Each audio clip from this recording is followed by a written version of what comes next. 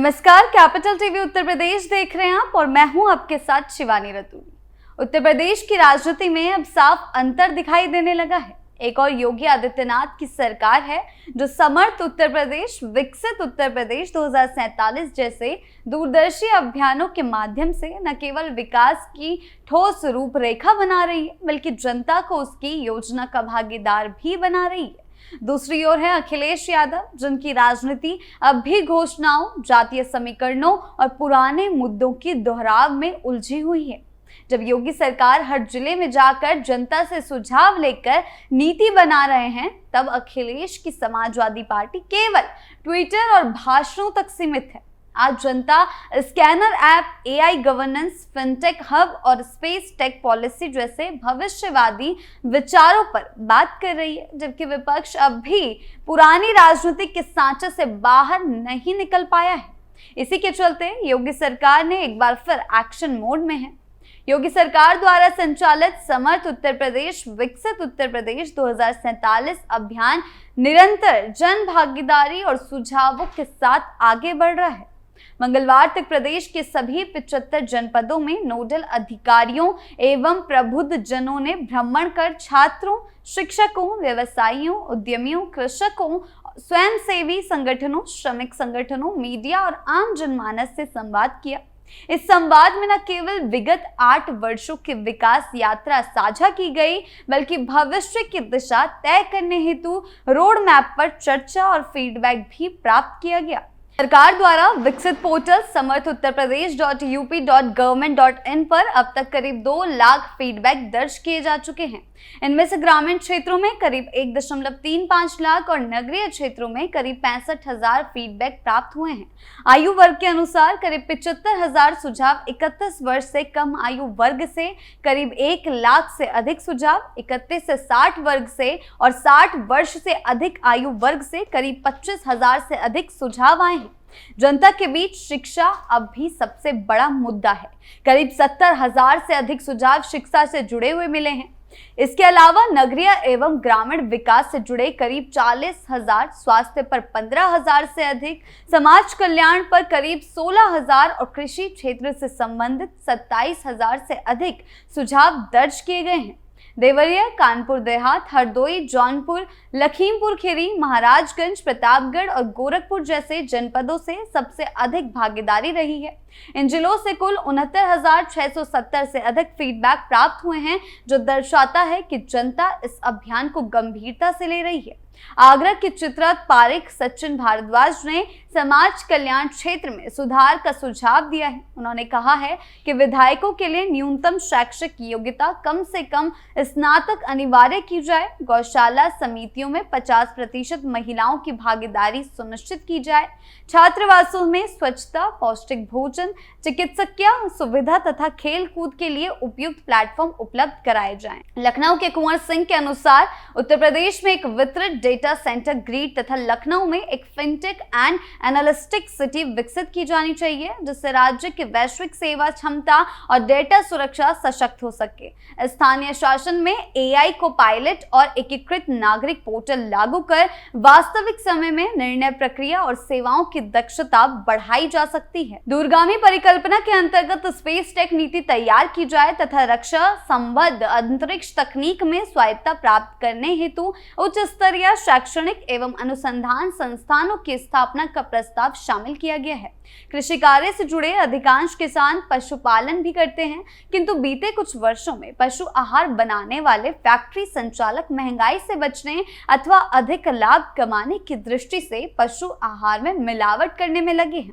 इसके कारण पशुओं का स्वास्थ्य प्रभावित हो रहा है। इस पर रोक लगाने के लिए एक ऐसा स्कैनर ऐप विकसित किया जाए जो न केवल पशु आहार की शुद्धता की पहचान कर सके, बल्कि पशु को स्कैन करते ही उसकी नस्ल, दूध उत्पादन क्षमता तथा स्वास्थ्य संबंधी जानकारी भी उपलब्ध करा सके।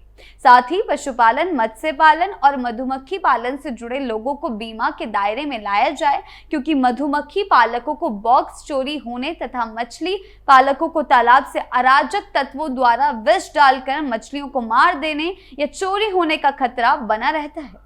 उत्तर प्रदेश सरकार द्वारा चलाया जा रहा समर्थ उत्तर प्रदेश विकसित उत्तर प्रदेश 2047 अभियान प्रदेश के भविष्य को लेकर बनाई जा रही दीर्घकालिक रणनीति का प्रतिबिंब है, जिसमें न केवल शासन की भागीदारी है बल्कि आम जनमानस की सक्रिय सहभागिता भी सुनिश्चित की जा रही है। सभी 75 जनपदों में नोडल अधिकारियों और प्रबुद्ध जनों ने जाकर जनता के विभिन्न वर्गों, विद्यार्थियों, किसानों, उद्यमियों, शिक्षकों, श्रमिक संगठनों, स्वैच्छिक संगठनों और व्यवसायियों से संवाद किया और उनकी राय ली। ये संवाद मात्र औपचारिकता नहीं था, बल्कि पिछले 8 वर्षों में हुई प्रगति को साझा करते हुए आगामी वर्षों के लिए ठोस योजना बनाने की दिशा में एक गंभीर प्रयास था। सरकार द्वारा विकसित पोर्टल पर अब तक 2 लाख से अधिक फीडबैक दर्ज हो चुके हैं, जो ये दर्शाता है कि जनता इस प्रक्रिया को महज राजनीतिक नहीं बल्कि अपने भविष्य की दिशा तय करने वाला कदम मान रही है। अब यदि इस व्यापक जन भागीदारी में योजनाबद्धता की तुलना पिछली अखिलेश यादव की सरकार से की जाए तो साफ होता है कि समाजवादी पार्टी की नीतियां अधिकतर घोषणाओं और जनभावनाओं को तात्कालिक रूप से साधने तक ही सीमित रही। अखिलेश यादव के शासनकाल में ना तो इस प्रकार का कोई सघन संवाद कार्यक्रम हुआ, ना ही जनता की राय को राज्य की नीति निर्माण में कभी भी प्राथमिकता दी गई। उनके शासन में विकास की बातें तो बहुत हुई, लेकिन जमीनी कार्य के मामले में वो बातें हमेशा अधूरी साबित हुई। लैपटॉप वितरण, साइकिल योजना और कुछ गिने चुने शहरों में मेट्रो की घोषणा जैसी योजना केवल प्रचार की राजनीति तक सीमित रही। वहीं योगी सरकार की ये पहल ये स्पष्ट करती है कि प्रदेश की शासन व्यवस्था अब घोषणाओं से निकलकर गवर्नेंस विद विजन की दिशा में अग्रसर हो रही है। इस अभियान से जुड़े डेटा से यह भी साफ होता है कि शिक्षा अब भी जनता की सबसे बड़ी प्राथमिकता है। लगभग 70,000 सुझाव केवल शिक्षा क्षेत्र से संबंधित मिले हैं। ये तथ्य अपने आप में अखिलेश यादव की शिक्षा नीति की पोल खोलता है। यदि समाजवादी पार्टी की सरकार ने अपने कार्यकाल में शिक्षा में समुचित सुधार किया होता तो ये विषय आज भी जनता की मुख्य चिंता ना होता। विडंबना यह है कि अखिलेश यादव की राजनीति हमेशा से जातीय समीकरणों, घोषणाओं और विरोध की राजनीति के इर्द गिर्द घूमती रही है।